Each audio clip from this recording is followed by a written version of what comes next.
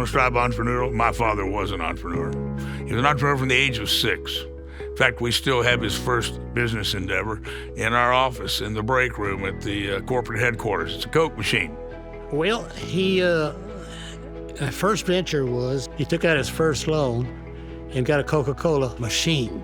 After that, he graduated. He graduated finding broke watches and TVs. When he was a kid, I think by the time he was 10 or 11 years old, he got to selling TVs to the bus drivers there in Houston, and they bought them on time.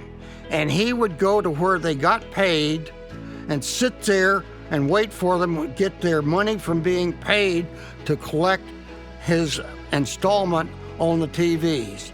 I mean, when he was 17 years old, he had his first used car dealership, which his dad had to co-sign because you couldn't be less than 18 years old. In 1964, he scraped together $25,000. They had GMC franchise available, dealership franchise available in Houston, Texas. He went from there. I mean, that was good enough. He had a Peterbilt store, you know, so he winds up being the first and only franchise Peterbilt dealer at that young age. Marvin Rush was a real visionary in everything that he did. He just saw the business different than other people saw the business and saw where it was going before most people did. Dad had 3 goals. Dad wanted to be a Cadillac dealer, he wanted to make $1 million in a year, and he wanted to own a bank. And for your information, he did all that and more, I can promise you. One thing Dad always had was vision. Always had vision. He was never afraid to take risks. Risks were part of the game. Dad loved to bet. Don't ever flip a coin with him. I've watched him in business deals. They were $1 million apart or $500,000 apart on parts. And Dad said, double or nothing, I'll flip you for it. There's a lot of deals where at some point you get to where you may be arguing over the last couple $100,000 over something, you know, whether it's the value of inventory or trucks or just what you're going to pay for the deal, and you're at somewhat of an impasse. And he'll look across the table to the owner and say, I'll flip you for it. And the passion involved in that risk. He didn't just take it and give up. He took it, and then if it didn't go right, he fixed it, or he tried to fix it, or he turned it into something.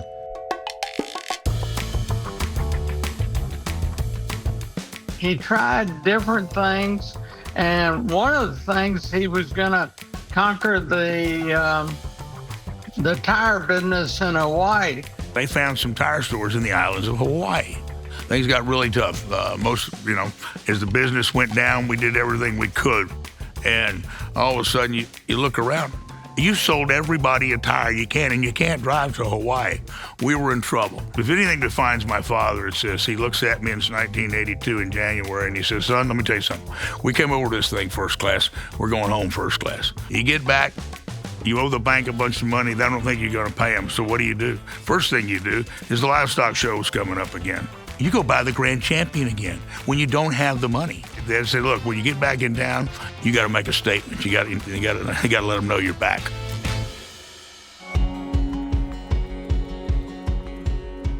I remember many evenings, Dad and I both be in 2 different rooms.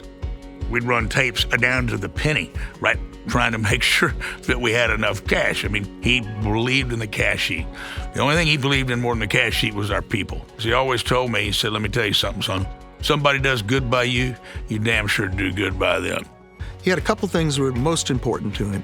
One was surround yourself by the best people you can and pay them well. And by God, if you make some money, you make sure they make money. Marvin loves his people, all his people. He was one of these guys that he couldn't do enough for you. You know, he enjoyed giving back to the people that helped him make it. He was not only a taker, he was a giver, big time. And he was always one of the ones, you had to be careful that you didn't ask for something just jokingly, because he would find a way to deliver or want to deliver. And I was just kidding, Marvin. You don't need to fly me to Europe on your jet. I was just kidding. He taught me how to treat people, whether they be customers, factory people, salespeople, other people we worked with, just because of the way he was. The biggest thing I want to say about Marvin is he taught me how to treat people. You know, he would say things like, you're nothing without your people, son. When somebody does right by you, you do right by them. Find the good ones, value them, support them. You know, he would say there's an ass for every seat. Find what they're good at, put them in that seat, son. Dad believed that everyone put their pants on the same way every morning. So he would get in an elevator, didn't matter if it was the janitor or the President of the United States. He'd introduce, he'd talk. He welcomed everyone. That was another quality of his. So we go to dinner, and it was not just the owner from the cellar, their controller, bring the husband, bring the owner's wife. Marvin was bigger than life, but Dad never treated anybody any different. Dad did not treat people differently because he was a common man. Now, Dad liked his bling now, okay? Dad liked to dress to the tens. Dad always did. But at the same time, he was just a common guy. You know, because that's the roots, right? That's where you came from.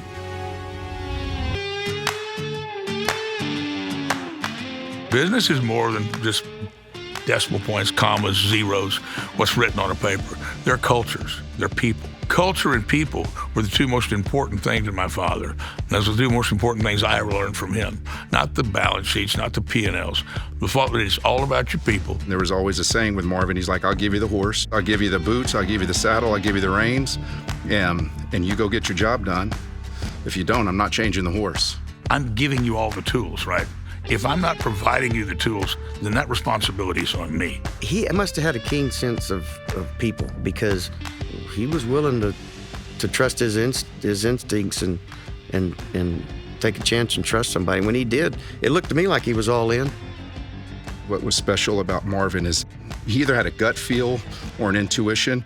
He was not afraid to surround himself with good people and give them the opportunity to succeed. And that's something I think some people don't want to do. They want to be the smartest person in the room about everything all the time. Marvin was going to give a lot of people an opportunity to do whatever it was that their skill set provided and give them a chance to succeed. He said, the good Lord and a good team of people is what make me successful. And then you have to go out and get it.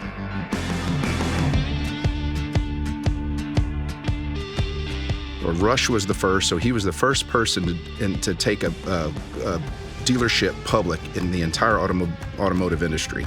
And he did it, and Rush was the first share of stock he ever owned in his life. So he knew nothing about the public world, and he did it anyway. Manufacturers would not allow dealers to go public, and the lawyer said, did you ever ask? So he got on a plane and he went and asked, and here we are. So in July the 8th, I think it was, of 95, we went to Bellevue, Seattle, where PACCAR's based. We did a 2-hour dog and pony show, as I'd say. And by June the 7th of 96, we became the first car truck dealer to go public. My buddy Roger Penske called us on the way to the airport on June the 7th. We were leaving New York and congratulated us and congratulated Dad.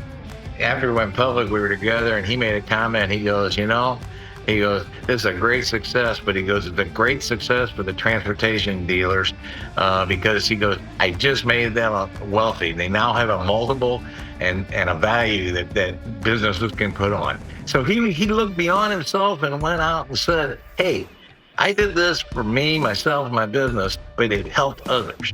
And, what can you say about a guy that's like that? I mean, but that's the way he was. I always told Dad that, after we went public, every other dealer in the U.S. owed us $1 million apiece because we increased the value of everyone's organization by going public and giving an avenue for, dealership sales. Whether it was public or private sales, it still raised the floor up on the valuation for dealerships, and that's fact.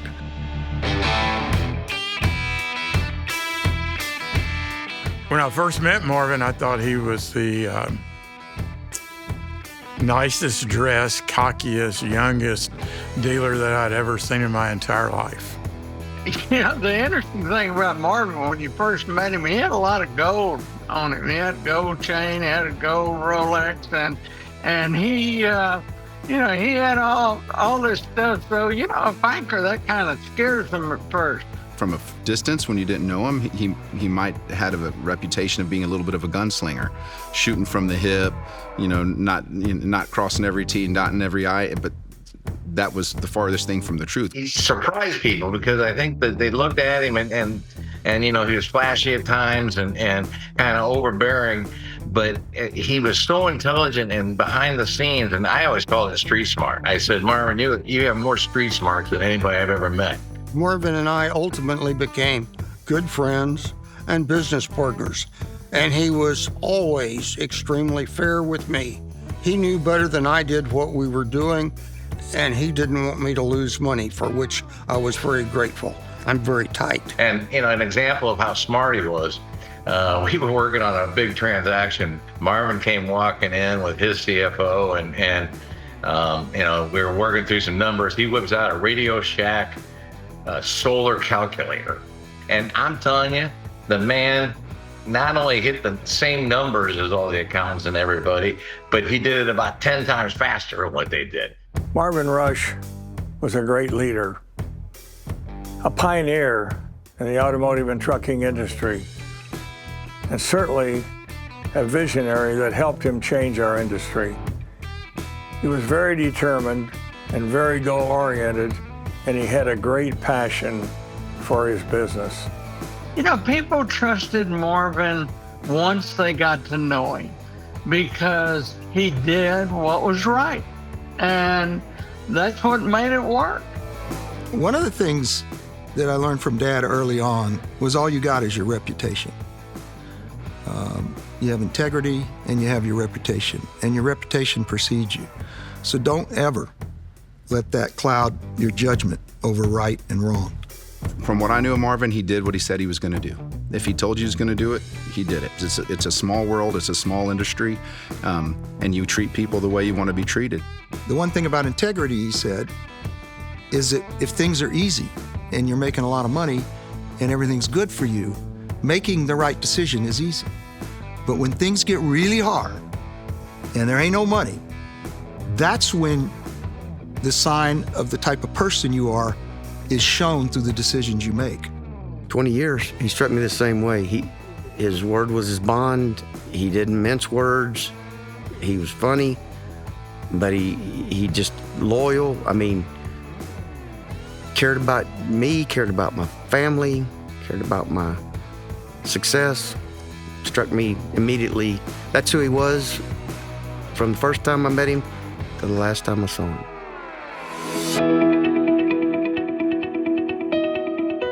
Dad was unique beyond more than anybody I've ever known. Dad could walk in a room and the spotlight was right there. And it wasn't because he asked for it.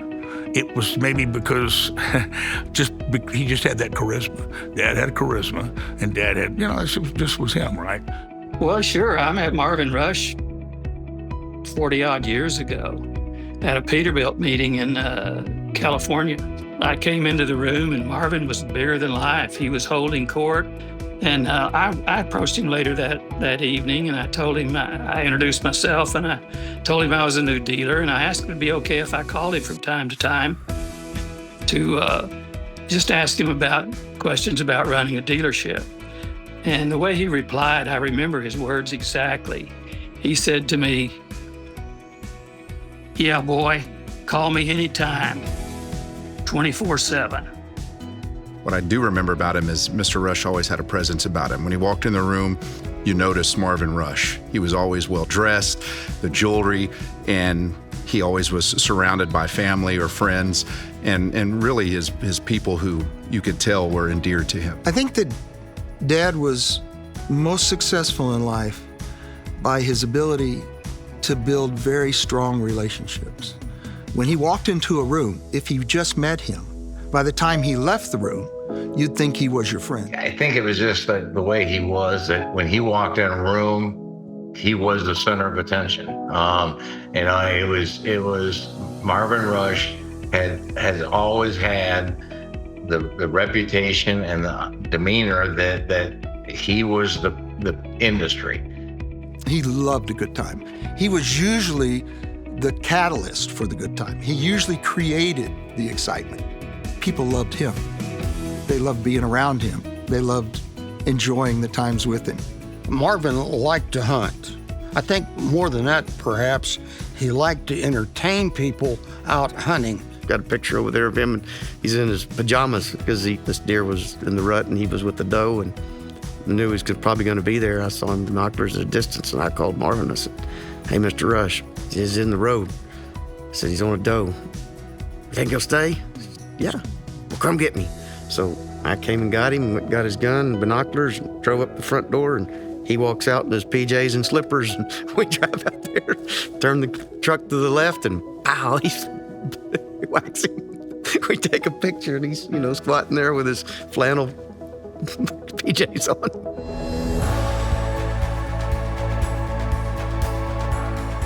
If someone asked me, what would I say to my father today if he were alive? I'd have to turn around one of his favorite sayings, and that was this. You know what you got to do every day? You got to find a new rabbit, because somebody's already covered up and round down your hole and found the last one. So every day you've got to be looking. I promise you, Dad, I'm looking every day, because I understand we're always being chased. But as you always said, I want to be the one being chased, not the chaser. I certainly think if he looked back on what he started and where we're at today, he would be very proud, because a lot of the same culture that he began is still alive in this company. Marvin Rush's legacy is that he was the head of the trucking transportation industry in the past, and still to this day after his passing. When you talk to other dealers around the country, they always, there's always a reference to Marvin did this or Marvin said this. Marvin's legacy certainly continues to endure today. His bold move taking his dealership business public in 1996 changed the future of the automotive industry. His commitment to creating full-service facilities that can accommodate a one-stop experience for customers. His son Rusty became the president and CEO of Rush Enterprises in 2006, and he certainly shares Marvin's passion and vision for business. We have ties. We had family ties and we had business ties. And I can say for Marvin Rush, he was my very good friend. What I miss about him, I miss him. I miss just his greeting. "Hey, boy." "Hey, boy, what are we going to do today? Where are we going?" Dad was a great people person and a good family man, great family man in everything too, because your family always came first. He was a great entrepreneur and best friend I ever had. And you miss a friend like that. Yes. I mean, excuse me, I can't always tell you why I miss, but I miss him because I love him, right? And all those times we had together, and if I could go back and hit a repeat button, I'd do it all over again. I wouldn't change a damn thing, I really wouldn't.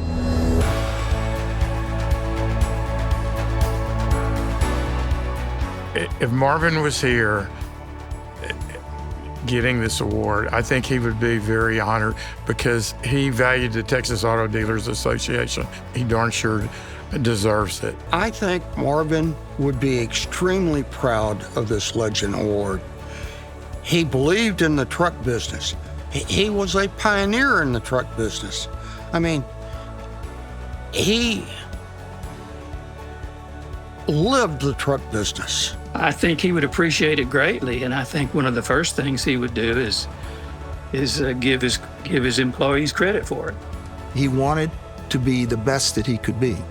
And he never stopped trying to be the best he could be. He never stopped. If he could improve, he would. If he could help another car dealer, he would. If he could help the organization, he would. I know that he would be so proud that you guys believe that he made a difference. I would think, if I could imagine him blowing it off at first and saying, "Oh, son, they're just pumping me for money."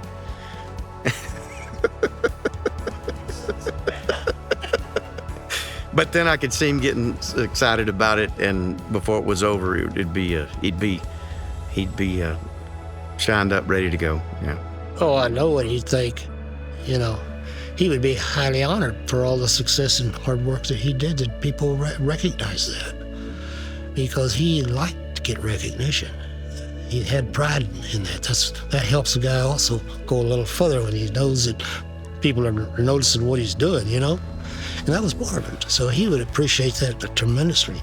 He would love the fact that other people acknowledged especially auto dealers. I think would make me speechless, quite honestly. I can almost see him standing there in front of everybody at a podium and just kind of staring at everybody and being, for the first time in his life, or one of the few times in his life, not having anything to say for a minute or two until it caught up to him. Legacy's one thing, and Dad would be so proud today to see him up there for his achievements in business.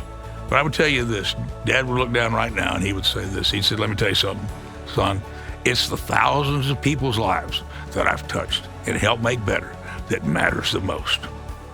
Again, thank you, TADA, for honoring my father. It means more to me and more to my family than our company than you could know.